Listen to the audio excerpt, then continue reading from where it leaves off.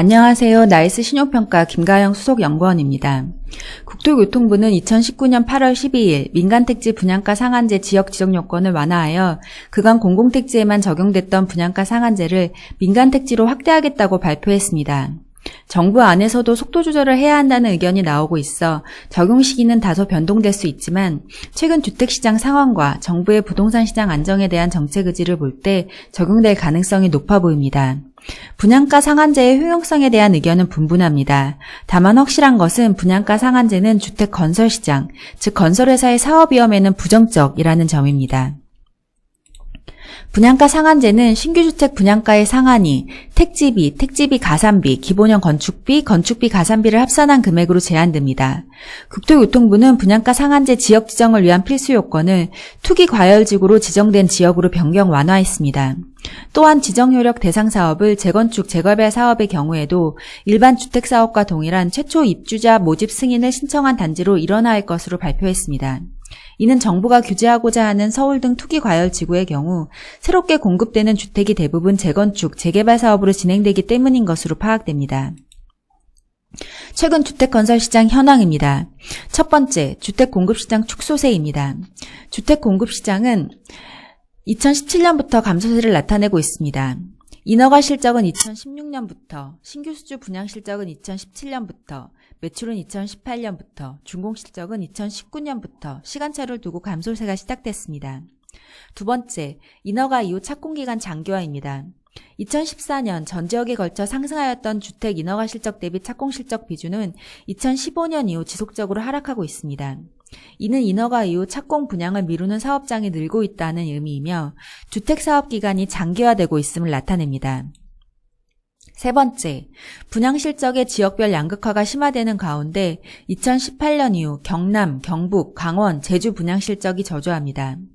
연도별 분양주택의 평균 분양률을 지역 분양 개시일을 기준으로 세분화해서 보면 지역별, 시기별로 다른 양상이 나타납니다.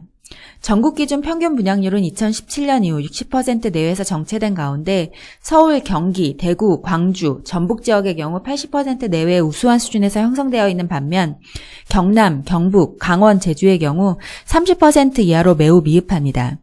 네 번째, 전체 사업에서 재건축, 재개발이 차지하는 비중이 높습니다. 기타 지방 분양시장 침체로 당분간 주택건설시장은 서울, 수도권, 부산, 대구, 인천, 광주, 제전 지역을 중심으로 형성될 것으로 보입니다. 이 지역의 특징은 타 지역 대비 노후주택 비중이 높고 이에 따라 전체 분양사업 대비 재건축, 재개발 비중이 높다는 점입니다. 그럼 분양가 상한제 시행이 주택 건설 시장에 미치는 영향에 대해서 살펴보겠습니다. 먼저 분양가 상한제로 분양 물량 감소세가 확대될 것으로 보입니다. 분양가 상한제가 시행될 경우 투기 과열지구 재개발 재건축 사업의 진행이 원활하지 않아서 이 지역 분양 물량은 위축될 전망입니다. 기타 지방 사업장은 초기 분양률이 낮고 준공 후 미분양도 늘고 있어서 상기 시장을 원활히 대체하기는 어려울 것으로 보입니다. 주택사업 기간도 보다 장기화될 전망입니다. 분양가 상한제 적용 대상인 재개발 재건축 사업의 경우 사업성 악화로 주택사업 기간이 예년 대비 장기화됩니다.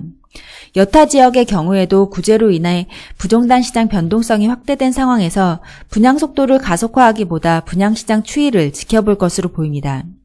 수익성도 전반적으로 하락됩니다. 분양가격 규제에 따른 총 분양수익 감소는 수익성 하락으로 이어집니다. 또한 주택사업기간 장기화도 금융비용 및 사업비 증가에 따른 수익성 저하 요인입니다. 다만 분양가 상한제가 건설회사에 미치는 단기적인 영향은 제한적일 것으로 판단합니다. 올해 건설회사 주택 부분은 매우 우수한 영업실적을 지속하고 있습니다. 신규 수주 및 분양 물량 감소로 매출액은 회사에 따라 5에서 20% 감소하였지만 영업수익성이 개선돼서 영업이익은 매우 우수합니다. 동 프로젝트의 진행이 완료되는 2019년에서 2020년 단기적으로 건설회사의 주택 부분은 우수한 영업이익 시현이 가능할 전망입니다. 그러나 중장기적 영향은 개별 건설회사의 대응 방안에 따라 차별화됩니다. 2021년 이후 건설회사 주택 부분의 중장기 영업실적은 2017년 4분기 이후 분양 프로젝트의 분양실적 재고 및 원활한 잔금 회수 여부, 2019년 이후 분양성 및 채산성이 우수한 신규 프로젝트의 확보, 분양, 착공 여부에 따라 좌우될 전망입니다.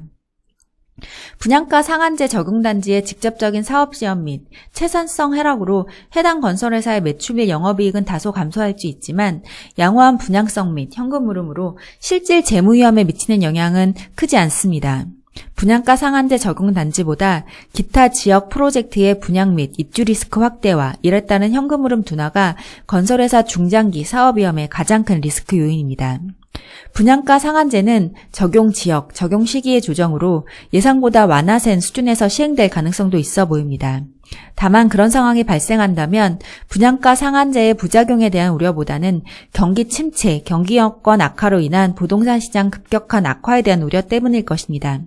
주택시장의 연착륙과 둔화에 대응한 건설회사의 보수적, 사업적, 재무적 관리를 기대해 봅니다. 오늘 말씀드리는 내용은 여기까지입니다. 보다 상세한 내용은 당사 홈페이지에 리포트 원문을 참조하시기 바랍니다. 경청해 주셔서 감사합니다.